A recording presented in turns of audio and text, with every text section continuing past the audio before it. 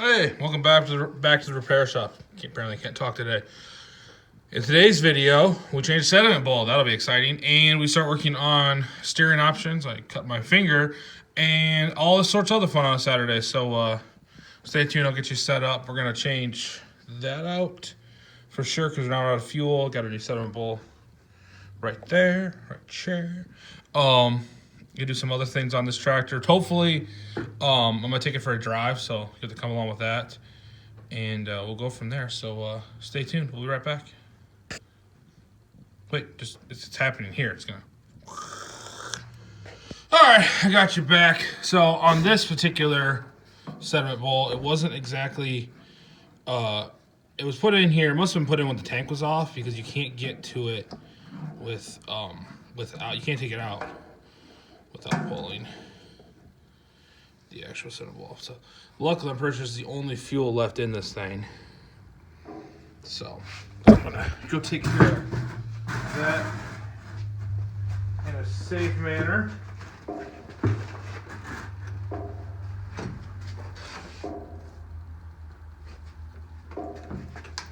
That was nasty. Put the inside of the thing. Ooh.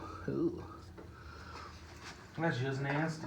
So that's always been an issue on this tractor. I mean, it's kind of the joke is always that all of my sediment bowls required attention. Sorry, get this power wire. I still haven't cleaned up all my wiring from the alternator fixes for earlier this week. Oh, sorry that.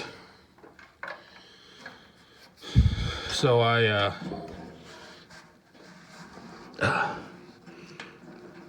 just left that. See if there's any fuel in here. I got a pan underneath this tractor to leak down to there. Like I said, I looked in the tank and I think it's all gone. So, yep, it's all empty. So, sediment bowls, there's a whole bunch of different styles. This one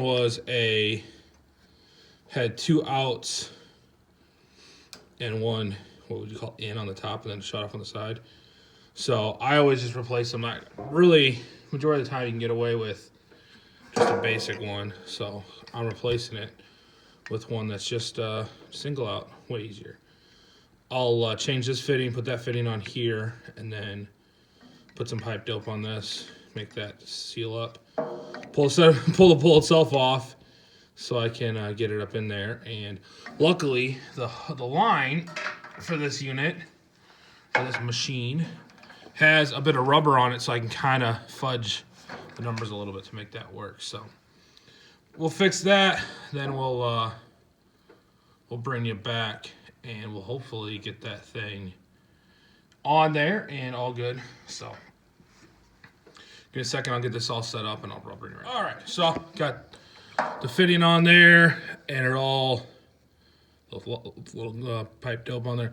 I do like on these new ones, I don't have the old one sitting over here, but they actually have a little bit of a pre-filter, we'll say, that'll help screen out some of the major stuff, which means at some point you'd want to, if you were having some issues, take this off, and I'm assuming you might be able to pull this gasket or pull this rubber O-ring out and clean this out with some brake cleaner, some kind of a solvent.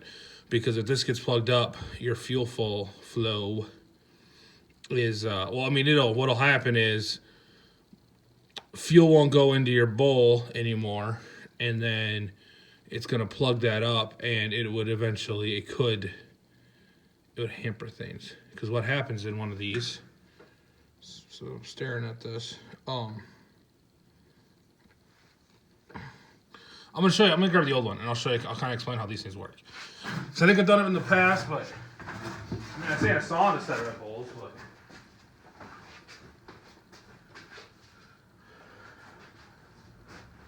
okay. So here's how this works, and I'll show you this one there's not a screen on it. So your tank bolts into here. You got some kind of a shut-off valve. This is where a lot of your leaks will happen. Is gasoline, especially like the newer style stuff, will eat away at seals. And so when you have this closed, you might be able to see. It's hard to see. It's getting hard to get light down in there. But basically, there's a valve that closes in here, and that shuts your fuel off. So you have this closed. In theory, it should be closed. Sometimes what'll happen is it'll leak back. It'll leak past the seal and come out around here when it's closed. That's what this tractor was doing. So if you had it open, it wouldn't leak, but then it would leak at the float because there's fuel pressure on it. Not fuel pressure, but weight. Because what'll happen is the more fuel you have, the more weight's actually pushing down on that fuel to flow. That kind of makes sense. They might not make sense. So when you have that open though, fuel can come through here, goes through this passage, comes into here, and that sits. Where's the dirty one at? Here it is. See, there's not a screen on there. See, on the newer one, the fuel can come in, but it kind of screens it. It takes one last screen on the way up. I was wrong when I said it, how I said that before. So it'll catch it on the way because the fuel is going to come out of here first, and any chunks or sediment will filter themselves into the bottom of the bowl. Then every so often you can take it off, clean that out, put it back on. What this one does, what the new style is as the fuel is filling itself up, the top layer of fuel has to kind of come through here, that fine mesh, to kind of protect it. So it's not really a pre-cleaner, it's actually more of a post-cleaner. So I apologize if you're watching that and already starting to click your comment. I figured it out once I actually stared at it. And so then once the fuel level gets above these lines of these passageways, and then it flows out to your carburetor. So that's why you don't have to run, you technically don't have to run a filter with these. And I've heard it both ways of some guys liking to run filters, some saying you don't have to. I've had it on a few of the ones I bought, and I've never put them back on, but it's kind of your own thing. Depending on how dirty your fuel is. It depends on what your fuel tank looks like, too. If your fuel tank's, this one's pretty clean. Fuel tank's kind of garbage. You might want to run one to filter some of that stuff out. But if this is working right, it should do most of its job. So, all right. So that's how sediment bowls work. So we'll get this started.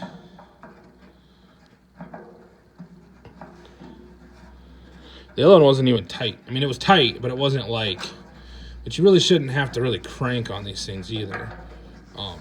They're aluminum base, so you want to kind of, the most important thing about them is you got to make sure you get them lined up right where they're tight. Like right there is probably going to be, maybe I can get one more turn out of it. Might be able to get one more turn, hopefully. Yep.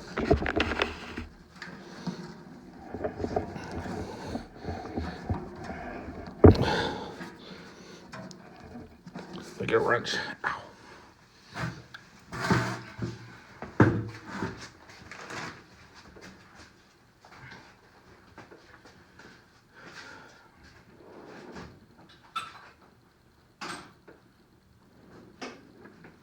I'm not going to use a giant wrench, I'll just use a little shorty. Man, it's cold out here.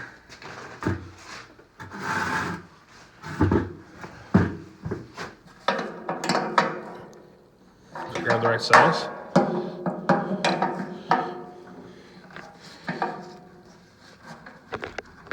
Appears I did.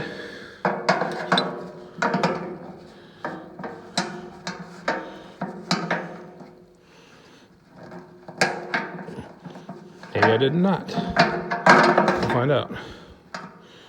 That's good enough. So, get it kind of where it's supposed to face. And then you're good there. Make sure that's closed. There's no fuel in the system, but make sure that's closed. And then you'll put, now if you remember when we put that in there, the rubber O-ring was still in there. So, we don't need to worry about that. Now we'll put our glass on.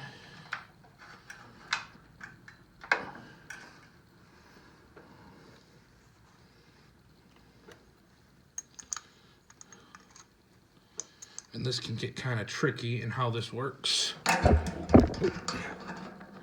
Oop, get that power cord out of here. I probably should have cut some of that when I installed that alternator, but I think I'm just going to be able to tuck it up kind of nice and make it so that way if I ever need to rewire or anything, I have it there.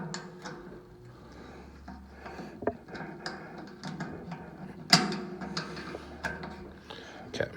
Oh, that's a problem. That is gonna be a problem. Hang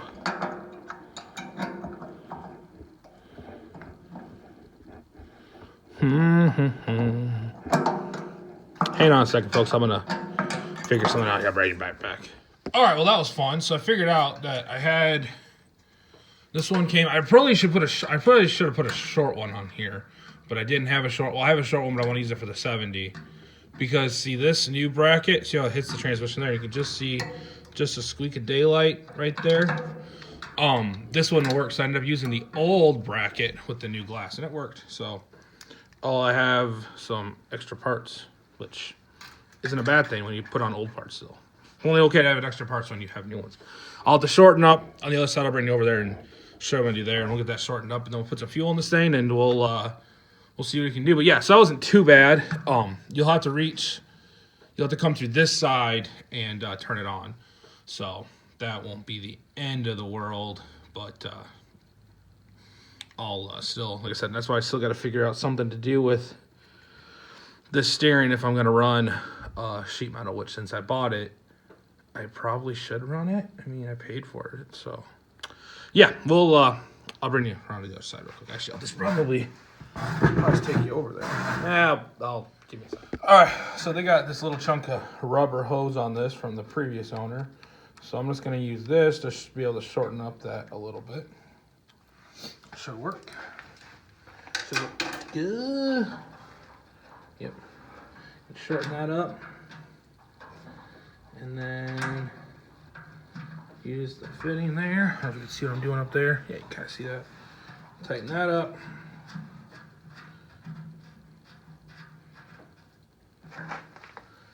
Get that nice and taut.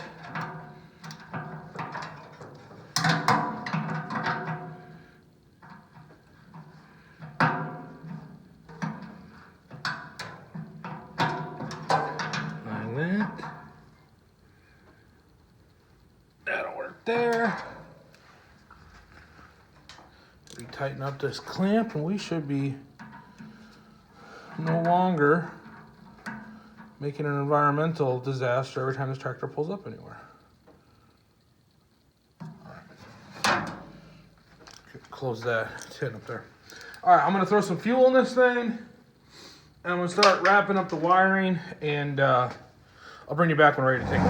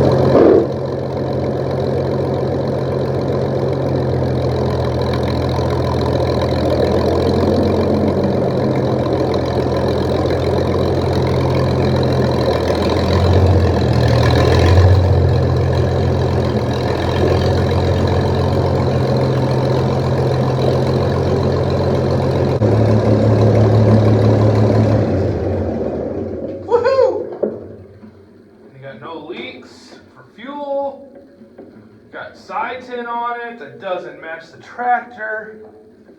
Yeah, this thing's pretty much freaking mint. So, this fuel shut off. Seems to be doing well. I got this one clump of freaking snow that prevents my garage door from closing all the way.